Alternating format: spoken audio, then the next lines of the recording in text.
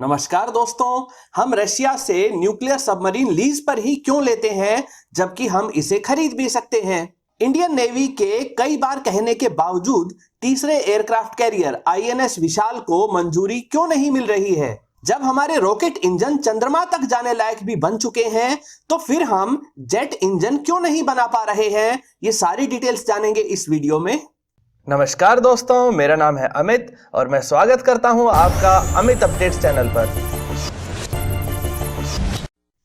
तो चलिए दोस्तों शुरू करते हैं। पहला सवाल ईश्वर प्रसाद नायक जी का है, जो पूछते हैं कि हमने आईएनएस चक्रा सबमरीन लीज पर क्यों ले रखी है, उसे खरीद ही क्यों नहीं लेते हैं। आईएनएस चक्रा जो अकुला क्लास की न्यूक्लियर पावर्ड सबमरीन है, इसे इंडियन नेवी ने 2011 में 10 वर्षों के लिए लीज पर लिया था। 12,700 टन वजनी अकुला क्लास की सबमरीन पानी के अंदर 60 किलोमीटर पर आवर की स्पीड से आगे बढ़ सकती है और एक बार में 100 दिनों तक लगातार पानी के नीचे छिपी रह सकती है। अकुला क्लास की सबमरीन एक बार में 40 हैवीवेट टॉर्पीडोज को लेकर चलती है, जिसमें हर एक बार में ही एक बड़े जहाज को पूरी तरह से डिस्ट्रॉय कर सकता है।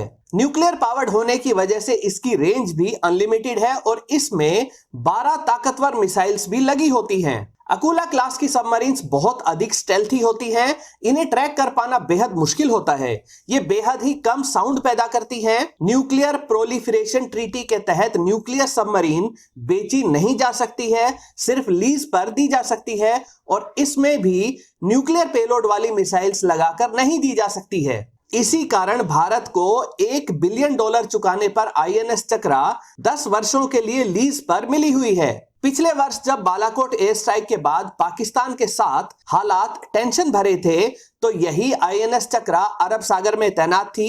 इसकी स्टेल्थ, स्पीड व फायर पावर के कारण कोई भी पाकिस्तानी सबमरीन या नेवल जहाज भारत की तरफ आने की हिम्मत नहीं कर सका था। लीज की कीमत इतनी अधिक होने का एक कारण यह भी है कि भारत को इसके न्यूक्लियर रिएक्टर से निकले रेडियो एक्टिव वेस्ट फ्यूल को सही तरीके से और सुरक्षित तरीके से डिस्पोज ऑफ करने की सिरदर्दी नहीं लेनी पड़ती है। लीज पर ली गई न्यूक्लियर पावर्ड सबमरीन से हमें इसे ऑपरेट करने, इसके लिए जरूरी सिस्टम्स की जानकारी व इसके सेफ्टी प्रोसीजर को समझने में बेहद सहायता मिली है और इसी एक्सपीरियंस की सहायता से अब भारत भी न्यूक्लियर पावर्ड सबमरीन बनाने लग गया है। आईएनएस अरिहंत पहले से ऑपरेशनल है और अब आईएनएस अरिघाट भी बन चुकी है। आईएनएस अरिहंत पर हमने न्यूक्लियर पेलोड ले जाने लायक के सीरीज की बैलिस्टिक मिसाइल्स भी लगा रखी है, जिससे भारत को न्यूक्लियर अटैक हो जाने के बाद भी सेकंड स्ट्राइक की कैपेबिलिटी हासिल हो गई है। दोस्तों, राया घोष जी का सवाल है कि भारत में इसरो ने रॉकेट इंजन तक बना लिए हैं, तो हमें जेट इंजन बनाने में प्रॉब्लम क्यों आ रही है। देखिए, रॉकेट इंजन बनाने में हमें काफी फ्रीडम मिली होती है। थोड़ा वेट ज्यादा हो जाए तो भी ज्यादा फर्क नहीं पड़ेगा।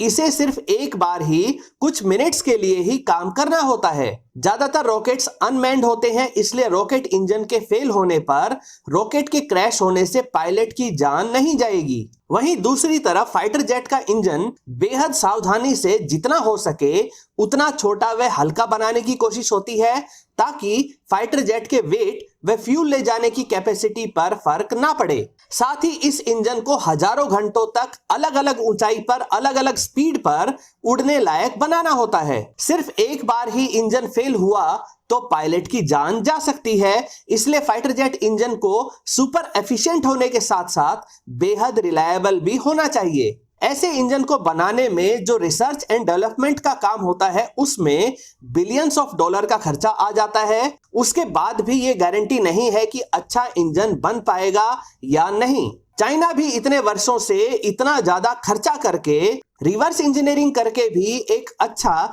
रिलायबल इंजन नहीं बना पाया है। हमारे इंजीनियर्स ने बेहद ही कम बजट में कावेरी इंजन के कई प्रोटोटाइप बना लिए। यह कावेरी इंजन 80 किलो न्यूटन की थ्रस्ट भी जनरेट कर पा रहा है, लेकिन इसमें रिलायबिलिटी व ऑसिलेशन और वाइब्रेशन की समस्याएं अभी तक सॉर्ट आउट नहीं हो सकी हैं। हमारे इंजीनियर्स को अच्छी तरह से पता है कि जेट इंजन कैसे बनेगा, लेकिन इसके लिए जरूरी क्रिस्टल ब्लेड को तैयार करने का सही प्रोसीजर नहीं पता कर सके हैं। बहुत अधिक टेम्परेचर सहने लायक मेटल अलॉय नहीं तैयार कर पाए हैं। इसके लिए वर्षों तक मेटलर्जी के क्षेत्र में लगातार अलग अलग सब्सटेंसेस को मिलाकर टेस्टिंग करनी पड़ती है, तब जाकर ऐसे अलॉय को तैयार करने का सही फॉर्मूला मिल पाता है। इसमें भी समस्या यह है कि यह काम सिर्फ सरकारी कंपनियों को ही दिया जाता है, प्राइवेट सेक्टर को इससे दूर ही रख रहे हैं। बजट भी बेहद कम दिया जाता है और विंड टनल टेस्टिंग और हाई एल्टीट्यूड टेस्टिंग के लिए फिर इस जेट इंजन प्रोटोटाइप को रशिया लेकर जाना पड़ता है। उसी में काफी बजट खर्च हो जाता है। जेट इंजन की बारीकियां सीखने में हिट एंड ट्रायल मेथड से लगे रहना पड़ता है। पता नहीं कब अचानक सही तरीका, सही फॉर्मूला हाथ लग जाए। इस काम में कुछ महीने भी लग सकते हैं और कुछ वर्षों तक इंतजार भी करना पड़ सकता है। ये इतनी खास टेक्नोलॉजी है कि कोई भी देश इसे दूसरे देश को ऊंची कीमत पर भी देने को तैयार नहीं होता है। इसके लिए हमें खुद ही प्राइवेट सेक्टर की सहायता से लगे रहना पड़ेगा, तब जाकर किसी दिन कामयाबी मिलेगी। जापान भी इतने वर्षों तक बिना खर्चों की परवाह किए लगा रहा, तब जाकर अब वे 150 किलो न्यूटन थ्रस्ट वाला इंजन बनाने में कामयाब हो सके हैं। दोस्तों, ऋषभ जी का सवाल है कि क्या इंडिया को 3 एयरक्राफ्ट कैरियर की जरूरत है? Please answer. ऋषभ जी, फिलहाल भारत के पास सिर्फ एक ही ऑपरेशनल एयरक्राफ्ट कैरियर है जिसका नाम INS विक्रमादित्य है, जो रशिया से लिया गया था। दूसरा एयरक्राफ्ट कैरियर जो स्वदेशी तौर पर बनाया गया है, जिसके ट्रायल्स शुरू हो गए हैं, उसका नाम INS विक्रांत है।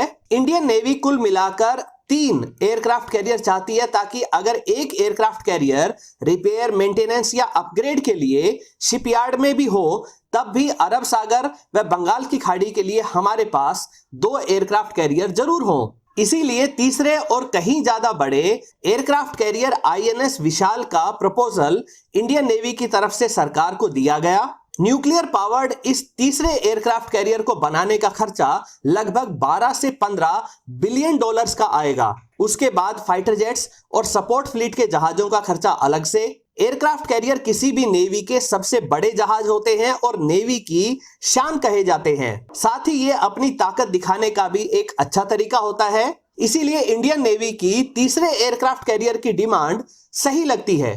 अमेरिका तो 1 लाख टन वजनी 11 सुपर कैरियर को ऑपरेट करता है, लेकिन भारत की डिफेंस मिनिस्ट्री के विचार अलग हैं। डिफेंस मिनिस्ट्री और दूसरे डिफेंस एक्सपर्ट्स की भी माने कि जब अरब सागर में लक्षद्वीप व इंडियन ओशन में अंडमान निकोबार के रूप में हमारे पास आइलैंड्स मौजूद हैं, जिन पर हमारे एयरबेस भी हैं, यानी एक तरह से ये हमारे नेचुरल एयरक्राफ्ट कैरियर हैं, जिनको ना ही सबमरीन और ना ही हाइपरसोनिक मिसाइल से डुबोया जा सकता है।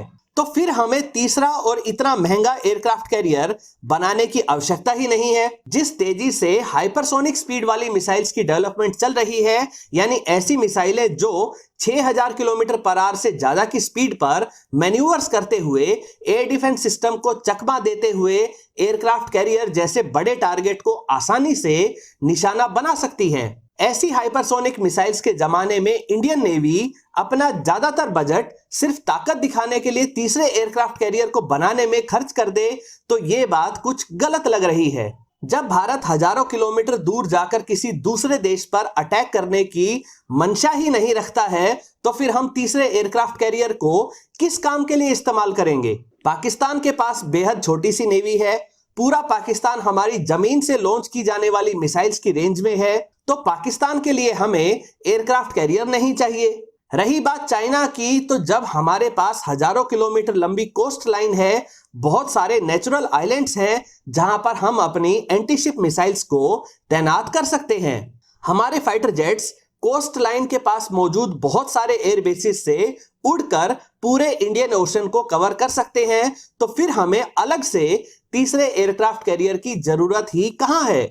12 से 15 बिलियन डॉलर की कीमत का एयरक्राफ्ट कैरियर बनाने की जगह इस बजट से हम 7 से 8 न्यूक्लियर पावर्ड स्टेल्थी सबमरीन बना सकते हैं, जो दुश्मन के जहाजों को आसानी से निशाना बना सकती हैं। इन्हें ना ही एंटीशिप मिसाइल से और ना ही हाइपरसोनिक मिसाइल से डिस्ट्रॉय किया जा सकता है। दुश्मन के लिए इन्हें ट्रैक करना और इनसे बचना बेहद ही मुश्किल हो जाता है। इसलिए ज्यादातर डिफेंस एक्सपर्ट्स का मानना है कि भारत को तीसरे एयरक्राफ्ट कैरियर की आवश्यकता नहीं है। दोस्तों ये थे आपके कुछ सवाल जिनके सटीक फैक्ट बेस्ड जवाब तलाशने के लिए मैंने जितना हो सका उतनी रिसर्च की। उम्मीद करता हूं आपको आपके सवालों के जवाब मिल गए होंगे। अगर आपके मन में भी डिफेंस संबंधी कुछ सवाल हैं तो नीचे दिए कमेंट सेक्शन में जरूर लिखें। दोस्तों उम्मीद करता हूं वीडियो आपको पसंद आई होगी। अगर ये वीडियो आपको अच्छी लगे तो इसे लाइक करें, दोस्तों के साथ शेयर करें और चैनल को सब्सक्राइब करना ना भूलें। नमस्कार।